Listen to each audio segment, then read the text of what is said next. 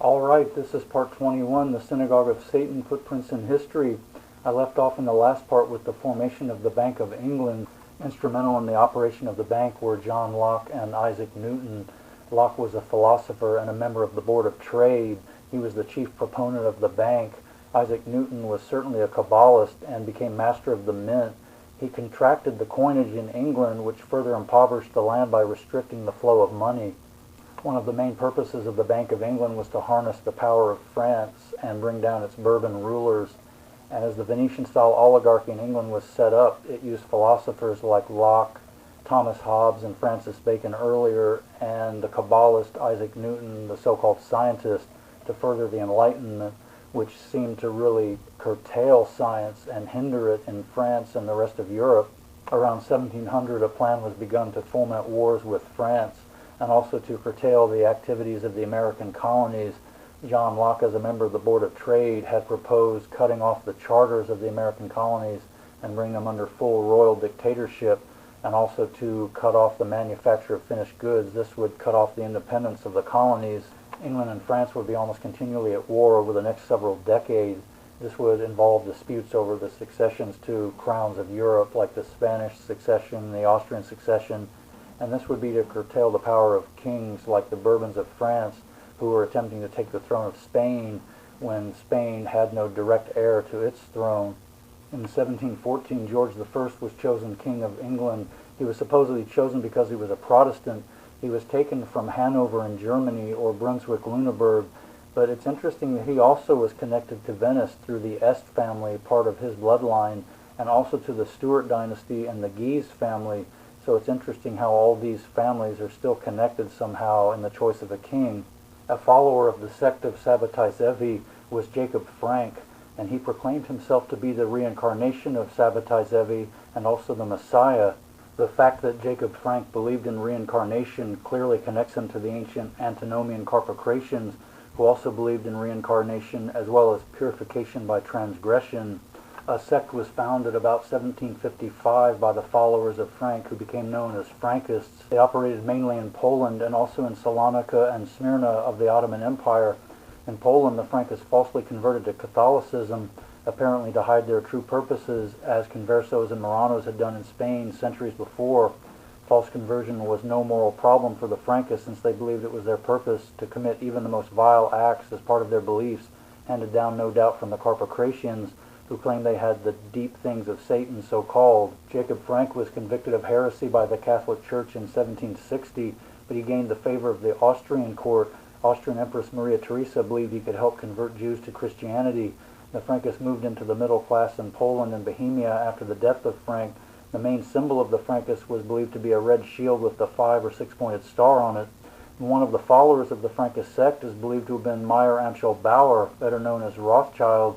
The Rothschilds became bankers to the Prince of Hesse, which was incidentally next to the Palatinate, which was influenced heavily by Venetian families, Kabbalism, and mystery schools of the University of Heidelberg. In 1773, the Jesuits were formally banned by the Pope.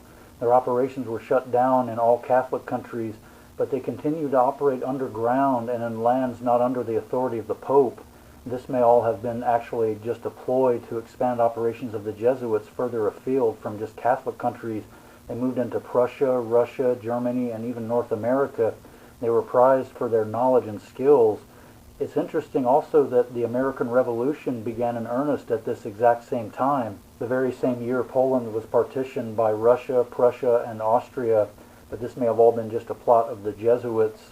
And they, and also the Frankists, would then infiltrate secret societies like the Freemasons and Order of Zion, among others.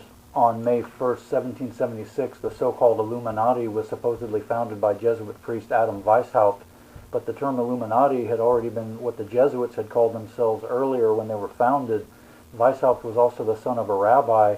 Adam Weishaupt had studied at the Jesuit University of Ingolstadt in Bavaria. Jesuits had been operating there and in Munich in Bavaria since shortly after their order was founded in the mid-1500s. There are many theories about the cause of the American Revolution. There were most likely several factors that tipped the scales to revolution. It was in part a continuing struggle between France and England. They had been struggling with each other over most of the 1700s. The Illuminati most likely also had a hand in it. They may have operated to bring the American colonies under the power of the Pope, and the American Revolution also appeared to be a plot to bring American colonies under the control of European banks. Not long before the Revolution, there had been what was called the Great Awakening, a sort of religious revival. It may be even that the Illuminati had to break that up as well. So in 1776, we see the occult dates of May 1st and July 4th. May 1st for the formation of the Illuminati, who were considered Jacobites by many Americans, and July 4th for the American Revolution. May 1st is connected to witchcraft and the ancient fertility cults, and July 4th is connected to the overflowing of the Nile every year in Egypt. It was about the time that the river flooded over, which was important for the crops in Egypt. At this time, Freemasonry broke into separate branches. Scottish Rite Freemasonry developed in Scotland, probably around the Old Templar influence of several centuries. This form of Freemasonry was also connected to the Stuart dynasty of Scotland and with the Jacobites and Tories that favored the Stuarts as the rightful kings of Britain. Radical Tories would not object to a revolution against King George III of England, since they didn't consider him the rightful king, although he was distantly related to the Stuarts. The Grand Orient Lodge of Scottish Rite Freemasonry in Paris ensured that England would be pressed even more between a radicalized Scotland and France.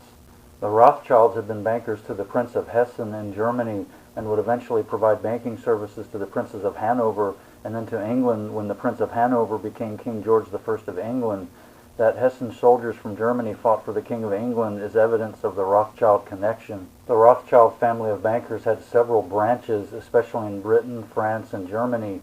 They and other bankers would always benefit from the continuing struggle between France and England, as in any conflict, by financing both sides. If a radical Venetian-style Republican oligarchy was the goal in the American Revolution, this appears to have failed because a more benign form of republic emerged out of the Revolution.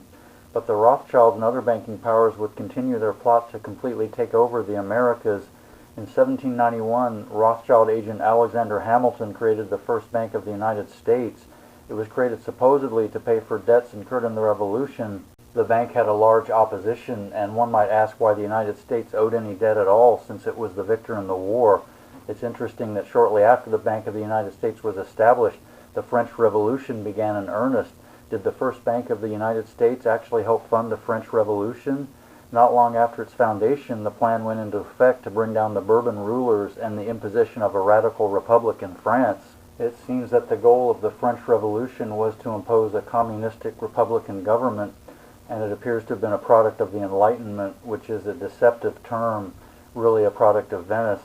One goal was the end of religion, but the influential Jacobin Party, not to be confused with Jacobites, acted to maintain some religion, and in fact they may have been Catholic Dominicans in disguise. It's very revealing that the common symbol of the Jacobin Party was the so-called Liberty Cap or Phrygian cap worn by the so-called liberated French. This was the same cap worn by none other than the god Mithra himself. The difference between the American Revolution and the French Revolution may have ultimately been the difference from a break that occurred in the Middle Ages. One was a westward-looking so-called New Jerusalem. The other was an eastward-looking Order of Zion. The French Revolution finally fell into a dictatorship, and it appears that Napoleon went too far, even for the oligarchs. But Napoleon did much for the oligarchs before he fell from power. He placed many monarchs of Europe on their thrones that were favored by the oligarchs. Napoleon had obscure origins which can't be traced beyond 1492. He may in fact have been of Jewish ancestry. It's also interesting that the very year after the 20-year charter of the First Bank of the United States ended in 1812, Napoleon fell from power and Britain was able to renew its conflict with the United States.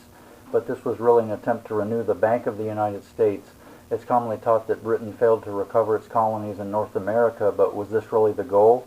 The Jesuits were restored by Pope Pius VII in 1814, and the banking powers were successful in creating a second Bank of the United States. Napoleon was brought down for good, and Europe was restructured in favor of the oligarchs with the Congress of Vienna in 1815. The Rothschilds were able to use their increasing control of news media to use a false report that Napoleon had defeated the coalition against him to completely take over any finances of England that were not already under the control of the banking powers. The very next year, the Second Bank of the United States was established with another 20-year charter in 1816. It's important to note that these banks of the United States were actually private. and we're not part of the United States government. So I'll continue in the next part with the continuing struggle over the Bank of the United States and with the increasing power of the bankers over the rest of the world. So until next time.